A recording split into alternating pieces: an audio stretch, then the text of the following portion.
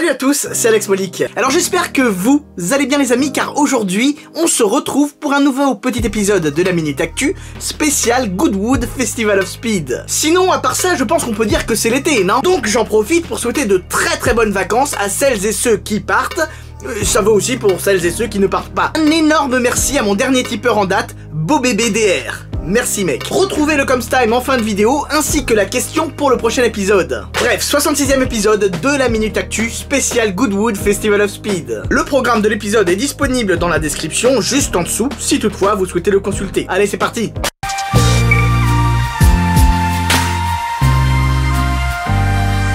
Alors j'ai envie de commencer cette vidéo spéciale Goodwood en parlant du record de la Volkswagen ID.R. Mais avant de commencer, je tiens tout de même à vous préciser que j'utiliserai très peu d'images officielles de Goodwood, pour la simple et bonne raison que, pour avoir bossé avec eux dans le passé, eh bien je sais que ces images sont particulièrement bien protégées d'un point de vue droit d'auteur, etc.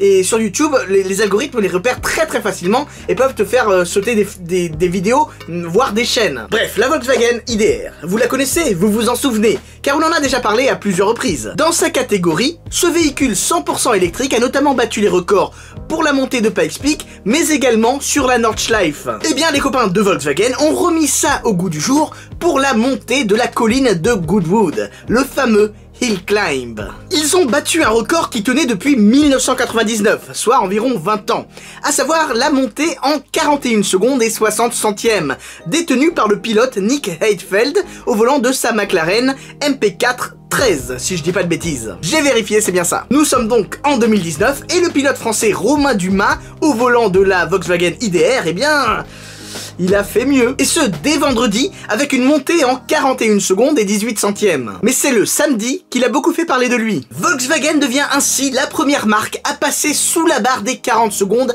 à Goodwood, avec un temps de 39 secondes et 90 centièmes. Tout simplement dantesque. Pas sûr que les gens s'y attendaient. Vu que le tracé est beaucoup plus court et moins exigeant qu'à Pikes Peak, ils ont vraiment pu taper dans les batteries en mode no limit. Après, à titre personnel, j'ai toujours cru qu'une Formule 1 pouvait faire mieux. Mais tout du moins avant l'avènement des supercars électriques.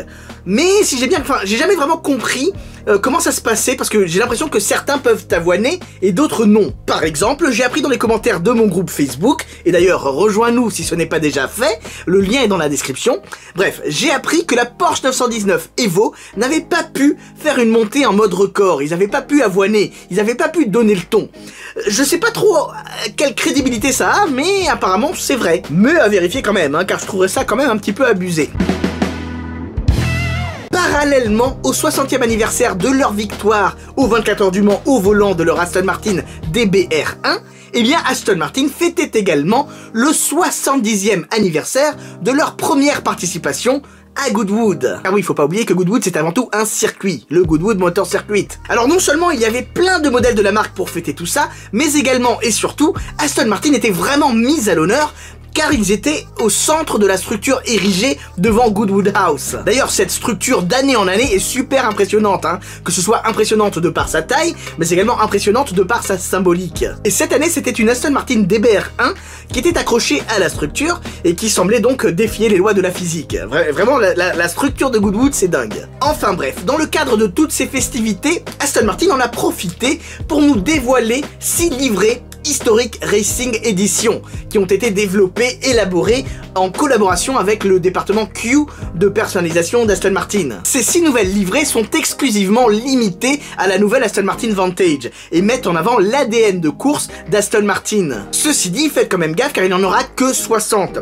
Les autos seront un petit peu plus légères grâce notamment à une utilisation plus importante de la fibre de carbone. Elles bénéficient également d'un kit aéro qui rajoute jusqu'à 194 kg d'appui.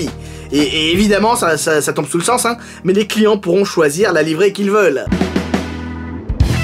Le constructeur allemand Porsche a également profité du Festival of Speed de Goodwood pour dévoiler sa nouvelle 911 RSR. Alors apparemment, cette nouvelle bête de compétition possède 95% de nouvelles parties, donc par rapport à l'ancienne 911 RSR, ce qui laisse présager un beau bébé d'efficacité. Alors au début, j'ai cru qu'elle était sur base de 911 type 992, mais en fait non, pas du tout. Ils ont juste repris le 6 cylindres Atmo de la 991 phase 2 en augmentant la cylindrée. Autant Autant vous dire qu'avec cette nouvelle 911 RSR, Porsche est prêt à affronter le WEC dans la catégorie GTE dès septembre 2019.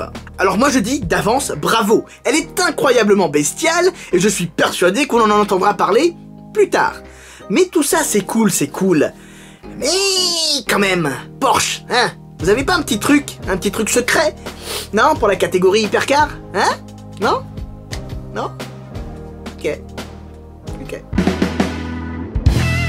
Tiens, au fait, en parlant de la catégorie hypercar, Ford nous a bel et bien proposé une variante plus brutale de sa GT. Voici la Ford GT MK2, dédiée exclusivement à la piste. Limitée à seulement 45 exemplaires, avec un prix de 1,2 million de dollars USD, c'est une version plus aérodynamique et plus puissante que celle qui courait au Mans en GTE. Après, j'ai envie de dire forcément, vu que la conception de l'auto est libérée de toute contrainte, que ce soit les contraintes de la FIA et de la compétition, ou des contraintes pour les voitures de route. Donc au final, tu te retrouves avec une auto qui a 400% d'appui en plus que la Ford GT routière, et qui freine mieux que les Ford GT qui roulaient au Mans en catégorie GTE Pro. Cependant, malheureusement, aucune annonce officielle de Ford concernant le WEC ou une future éventuelle participation à cette fameuse catégorie hypercar. D'ailleurs, l'auto sera vendue et distribuée par Multimatic et non par Ford, ce qui, à mes yeux, marque une volonté claire de retrait de la compétition du constructeur américain. 2016, 2017, 2018, 2019 et c'est terminé. Quoi qu'il en soit, si des gens réussissent à faire homologuer cette voiture, eh bien, elle pourrait bel et bien prétendre à cette future catégorie hypercar. Ce serait sympa. Et pour terminer, parlons de la De Tomaso P72. Quoique... non, j'ai pas envie. Je pense vraiment que cette auto mérite mieux qu'un petit segment dans la Minute Actu. Du coup, je pense probablement que je vais lui faire une vidéo dédiée. Probablement, je garantis rien. Mais j'en ai bien envie. Enfin bref, il y a eu tellement de choses incroyables et intéressantes durant ce Festival of Speed, as usual. Comme par exemple les premiers tours de roue de la Lamborghini unique SC18 Alston, ou encore les débuts dynamiques de la Porsche Taycan avec Mark Webber au volant, ou les premiers tours de roue du Special Project Ferrari P80C, les nombreuses Porsche 917 qui fêtaient leur cinquantenaire, les Formule 1 du Baron Rouge. Ah, moi je dis plus son nom, hein, car il y a toujours un petit malin pour me faire un commentaire sur la prononciation. Donc, lui là, le monsieur. Passons maintenant au Comes Time. Alors, avant toute chose, la question pour le prochain épisode. Pensez-vous qu'un jour, le record à Goodwood de la Volkswagen ID.R sera battu? Ou bien avons-nous atteint les limites de ce qui est physiquement possible? À vos claviers. Alors, dans le précédent épisode, je vous avais demandé votre avis sur la voiture solaire. Était-ce crédible? Est-ce une solution possible? Ou est-ce de la science-fiction? Voici vos réactions. La voiture solaire, pas pour le moment. Et imagine il pleut.